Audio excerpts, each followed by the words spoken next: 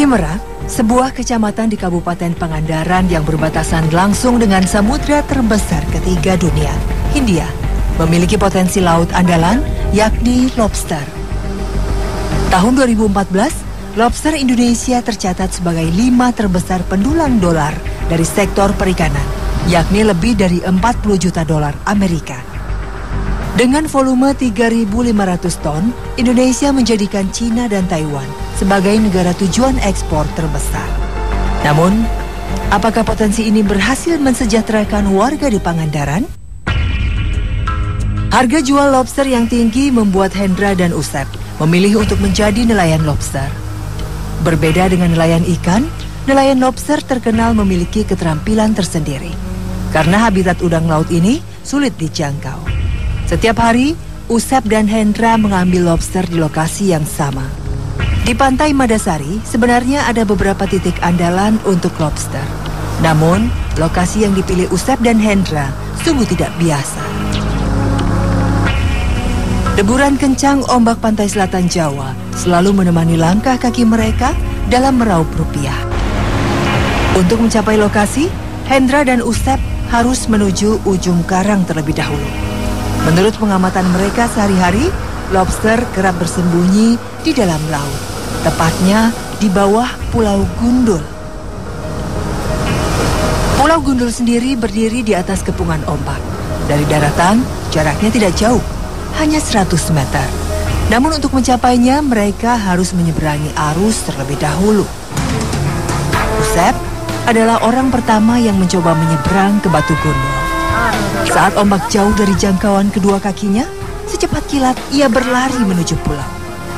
Sebuah pertaruhan nyawa, karena aksinya hanya selisih 1 detik dengan datangnya ombak. Rutinitas pekerjaan membuat mereka tak lagi canggung menghadapi medan ekstrim. Urusan nyawa seakan bukan prioritas. Karena kondisi ekonomi yang sangat terbatas, pekerjaan ekstrim ini tidak diimbangi dengan perangkat keselamatan. Padahal, pertaruhan nyawa hanya dihitung dalam waktu kurang dari 5 detik saja. Tidak ada tempat yang aman meski mereka telah menjauhi ombak. Berada di atas pulau tetap harus berhati-hati, karena resiko terjatuh dari ketinggian tetap ada. Hendra mulai menjangkau titik pemasangan perangkap.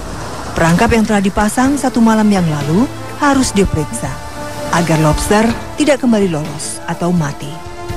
Setelah itu, saatnya nelayan lobster menuju titik penangkapan lobster selanjutnya. Untuk pulang, mereka kembali berhadapan dengan jalur ekstrim. Pemburu lobster ini harus melewati rute yang sama, menyeberang pulau untuk kembali ke darat. Kesabaran lagi-lagi diuji, menunggu detik-detik hilangnya ombak.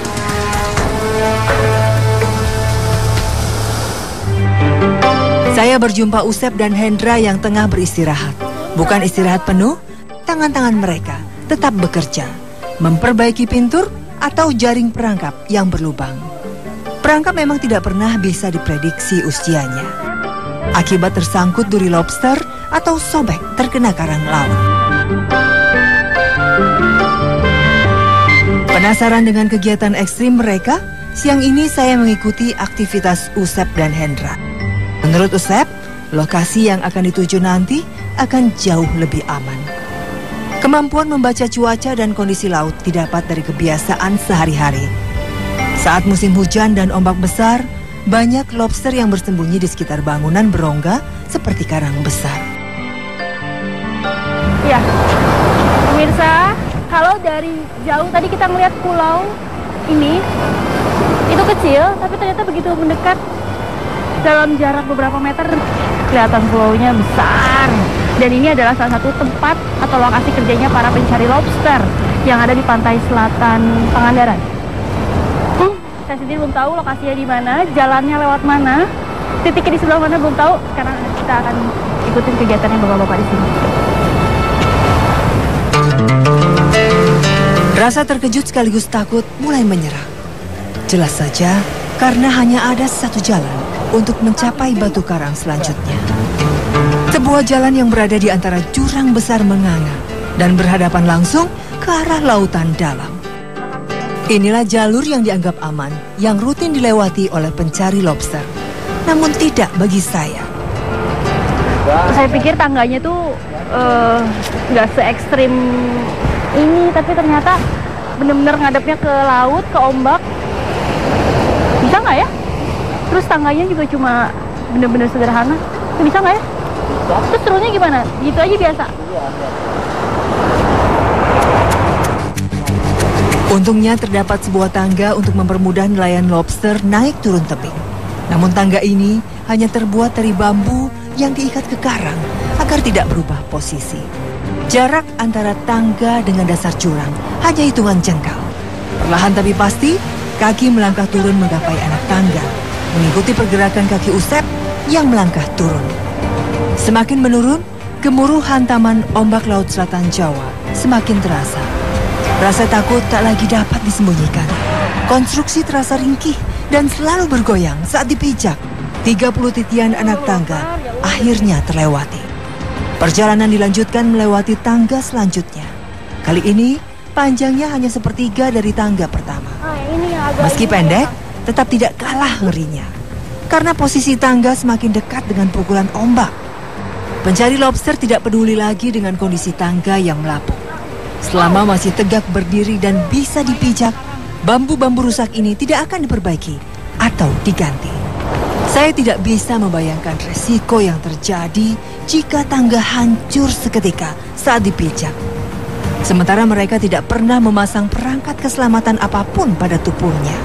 Untuk mencapai puncak karang yang akan dituju, tidak ada cara lain yang lebih mudah selain memanjat batu tajam setinggi hampir 10 meter. Tali terlebih dahulu dipersiapkan untuk membantu kami mendaki Bukit Karang. Giliran saya yang bergerak. Medan yang didaki tidak seberapa tinggi, namun cerukan karang yang sangat kecil dan tajam menyulitkan kaki untuk berpijak. Tak ada cara melangkah yang lebih aman selain merangkak perlahan. Lega rasanya begitu menjejakkan kaki di puncak karang. Usep mulai menyiapkan peralatan menangkap lobster. Perangkap lobster atau pintur sangat sederhana. Di bagian besi melingkar terdapat tali yang panjangnya 200 meter.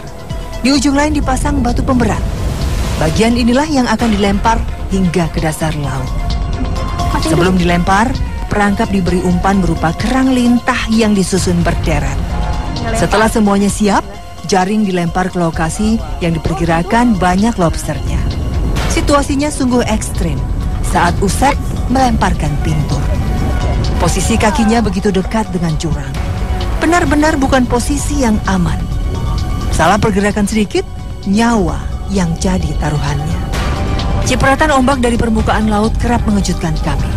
Bahkan tingginya hampir sejajar dengan tempat kami berdiri.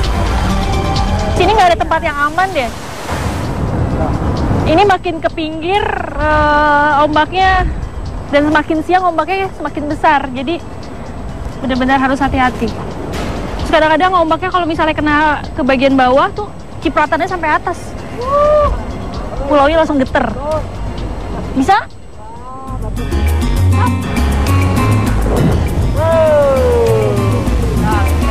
Gabus-gabus yang mengapung di permukaan air menjadi patokan Usep. Dari sinilah penghasilannya didapat. Pengamatan nelayan mengetahui kebiasaan lobster mencari makan malam hari, membuat mereka memilih sistem jaring pasif ini. Perangkap harus didiamkan minimal 1 malam di dalam laut hingga lobster terjerat. Kang, itu gabus-gabus aman, Kang? Iya, aman. Nggak bakalan hilang atau keseret gitu? Iya, enggak bakalan. Enggak ya? Kita ibaratnya kalau kadang-kadang kan keseret ombak, keseret ombak kalau gede benar-benar itu batunya lepas. Terus sudah batunya lepas, itu kan kadang-kadang kebelit juga di bawah. Pinturnya hilang ya, gitu. Ibaratnya itu kan pelampung kan ciri. Ibaratnya kita nengok tuh ibaratnya itu ciri. Kalau nggak ada kebelit di bawah ya gimana lagi gitu kan, nggak bisa belum narik. Lah ya? Iya, belum rezeki nggak bisa narik. Lagi-lagi Usep mendekatkan tubuhnya ke ujung karang. Entah apa lagi yang ada dalam pikirannya. Masalah keselamatan sudah terabaikan. Lumayan. Ini rezekinya bapak-bapak di sini dapat 3 ekor dari 2 perangkap. Berarti ini kalau misalnya dilihat bagian tubuhnya aman, maksudnya masih lengkap, matanya juga masih ada. Mudah-mudahan dapatnya banyak, dapat uangnya banyak.